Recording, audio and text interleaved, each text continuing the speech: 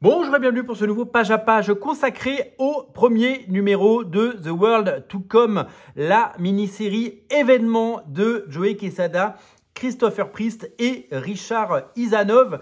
Il s'agit du retour du label Marvel Knights créé par Joey Quesada en 1998 avec le scénariste de Black Panther en 1998, à savoir Christopher Priest. Ils reviennent pour un projet hyper ambitieux et très mystérieux autour de Black Panther.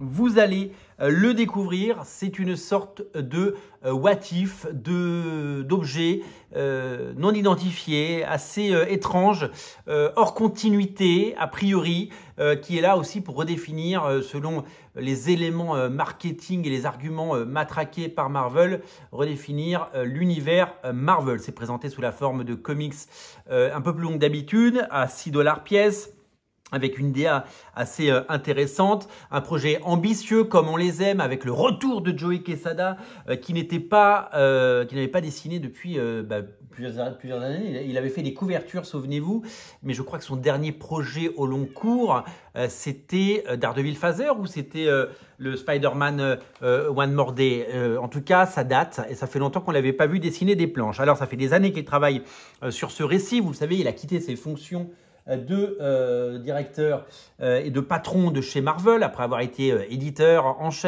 puis éditeur en chef, puis patron.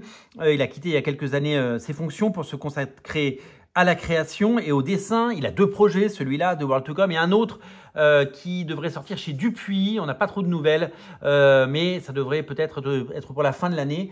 Un projet donc franco-belge qui sera édité par Mad Cave aux États-Unis, je crois, et par Dupuis en France. Un projet qui s'annonce assez ambitieux, lui aussi. Quel plaisir de retrouver Joey Quesada après toutes ces années, de voir les grands noms revenir. On a vu Jim Lee revenir chez DC Comics pour Batman. On voit que les grands noms reviennent. Des scénaristes comme Grant Morrison qui reviennent aussi sur des crossovers. Greg Capullo, voilà, des grands artistes, des grands talents qui, bien sûr, viennent mouiller le maillot pour des projets ambitieux et pour faire du bien aux comics. Ils ont besoin de ces événements, les comics, et il faut attirer les gens dans les librairies. Ça se présente sous la forme de très beaux comics avec des couvertures wraparound, des couvertures en 2 parties, magnifiquement illustrées par Joey Quesada et un habillage particulier, un petit peu comme sur les projets de Jonathan Hickman. Vous le savez, Jonathan Hickman a droit à des très beaux projets, très prestigieux également, avec un habillage souvent particulier, avec vraiment un soin particulier peut apporter. Alors ça reste du comics en floppy, hein, vous le savez, on aura des belles éditions là-dessus, c'est une évidence. Il y aura des beaux livres après qui vont sortir et il se passera des choses. Mais pour le moment, il y a un vrai travail soigné. Quand on voit le travail réalisé par Marvel sur Wolverine Revenge, sur Alien Avengers par Jonathan Hickman, on voit qu'il y a des moyens qui sont mis en œuvre. Donc voilà, donc je vous parlais de l'habillage. Voilà, c'est vraiment très propre. Le logo Marvel Knights qui revient, de World to Come. Et les crédits, c'est Richard Isanove qui fait les couleurs, un coloriste exceptionnel qui a toujours su mettre en valeur le travail de ces auteurs. Et nous rentrons... alors, c'est assez alambiqué. Je dois vous avouer que j'ai passé du temps à lire cet épisode et à essayer de bien comprendre les différentes temporalités. Ça se passe à plusieurs époques, notamment des époques qu'on a pu lire et des époques qu'on n'a pas encore lues dans l'univers Marvel.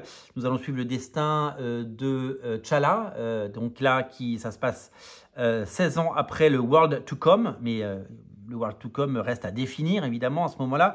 On le voit vieillissant, malade, sur son trône, dans un palais de marbre. C'est de toute beauté. Cette splash page nous met tout de suite dans l'ambiance et c'est vraiment très beau. Et de toute façon, on va le dire très souvent, c'est très beau. Dès la 3e page, spoiler alert, il passe de vie à trépas puisqu'il nous quitte et qu'il décède. C'est la mort de T'Challa, c'est la mort du Black Panther. Donc on va évidemment rembobiner comme vous l'avez imaginé. Et vous allez voir que le récit se porte sur plusieurs temporalités, ce qui fait qu'on n'a pas tous les éléments du puzzle au moment où on lit ce premier épisode. C'était vraiment un épisode d'exposition. On est sur une dynastie celle des Wakandais, celle de Black Panther et celle, bien sûr, de ces héros qui ont marqué un pays. Je voudrais également faire une sorte de parallèle. On est dans une ambition à la Game of Thrones de pouvoir raconter une histoire qui marquera les esprits et vraiment, c'est quelque chose qui, je pense, va... en tout cas, si c'est la série tient ses promesses sur la durée, va pouvoir nous régaler. Donc, nous sommes à... Donc là, on a changé d'époque, puisque nous sommes... Alors non, on est toujours à la même époque, pardon. Et nous allons découvrir que derrière le décès de T'Challa, il se passe déjà des choses. Et là, nous sommes 8 ans avant de World to Come, donc nous sommes 8 ans avant le décès de T'Challa. Donc là, vous avez vu, il joue à risque. Hein. Donc, et a priori, c'est Suki qui donc est la sœur de Black Panther, si je ne me suis pas trompé, parce que c'est un peu confus pour le moment ce premier épisode. En tout cas, je le montre parce qu'il est très joli, évidemment, spoiler alerte.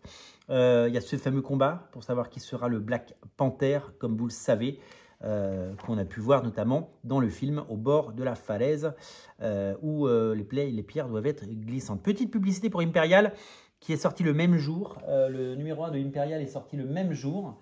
Et nous allons demain faire un page à page du premier numéro de Imperial qui est scénarisé par Jonathan Hickman avec les dessins de Iban Coelho et de Federico Vincentini avec des couvertures de Marco Checchetto qui est absolument partout. Nous allons donc rembobiner encore une fois 24 ans après, et ça c'est des choses qui se sont passées dans l'univers Marvel.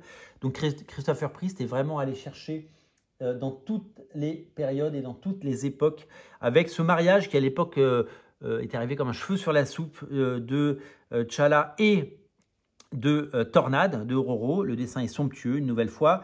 Et ils disent que c'est une mauvaise idée, ce mariage. Ils le disent. Hein. It was a bad idea. Et le fait qu'il la quitte, parce qu'il l'a vraiment quitté comme un malpropre. Hein. Souvenez-vous, dans les pages, je crois que c'était dans les pages de la série Black Panther, avec les couvertures de J. Scott Campbell, il la largue comme une vieille chaussette et c'est absolument insupportable.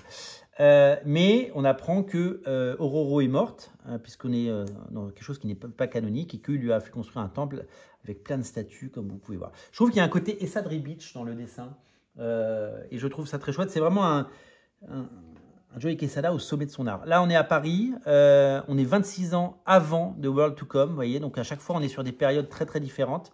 La petite publicité pour le Marvel Swimsuit Issue avec une couverture d'Adam Hughes, ça je vais l'acheter hein, parce que c'est le grand retour des Marvel Swimsuit, il ne faudra pas rater. Et aux États-Unis aussi, ils ont un Wolverine Revenge en noir et blanc. Si l'histoire de Wolverine Revenge n'est pas fabuleuse, eh bien sachez-le, le dessin est somptueux et Capullo en noir et blanc, c'est toujours une pépite. Ça arrive en noir et blanc en France aussi, ce mois-ci d'ailleurs. Donc voilà, donc nous sommes à différentes époques, comme vous pouvez le voir. Nous sommes à différentes époques avec ces jeux de pouvoir et avec ces combats pour savoir qui aura le pouvoir et qui aura le dernier mot. Avec évidemment une nouvelle relation pour T'Challa qui va avoir un nouvel enfant que nous découvrirons tout à l'heure et qui va être qui va se battre parce que c'est lui sous le masque. Et c'est le nouveau roi du Wakanda. Puisqu'il a gagné tout simplement.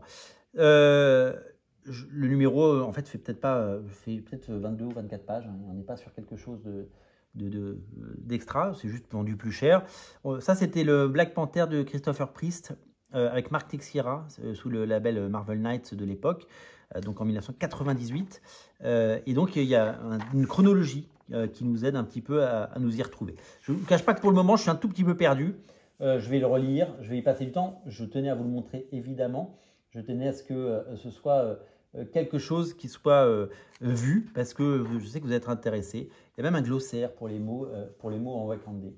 Il y a même un glossaire pour tous ces gens qui font toutes ces choses-là. Voilà. Donc c'est voilà. Petite publicité pour un Doom 2099 par Franck Thierry, Delo Diaz, Franck Alpizar Et voilà, une très très belle couverture. Donc le retour de Doom 99. Le TPB qui arrive de Jonathan Hickman et Sadrevich sur Alien Avengers. Voilà. The World to Come avec un petit mot ici. Puis après, c'est de la publicité pour les nouvelles séries X-Men, le Friendly Neighborhood Spider-Man. Et puis tout l'éditorial qu'il n'y avait plus dans les comics Marvel mais qui est revenu depuis quelques temps avec la couverture du deuxième épisode qui va continuer à faire des allées et des retours sur les différentes temporalités et que j'espère qu'on y comprendra un petit peu plus de choses. Voilà, c'est vraiment quelque chose qui en tout cas est très joli pour le moment.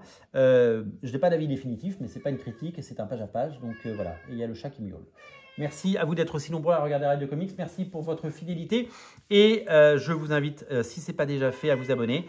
Et puis normalement, demain, on parle de la nouvelle série Cosmic de Jonathan Hickman. Et donc, qui s'appelle Empire, c'est ça? Je n'ai pas dit de bêtises. Empire. Et où la publicité pour Empire. Oh, ça va, le chat. En fait, je vous explique. Il pleut. Donc, le chat tourne en rond. Et donc, le chat s'ennuie. Voilà. Donc, le chat miaule. Impérial, pas voilà. Impérial. Donc, à découvrir sans se priver. À très bientôt pour de nouvelles aventures. Abonnez-vous.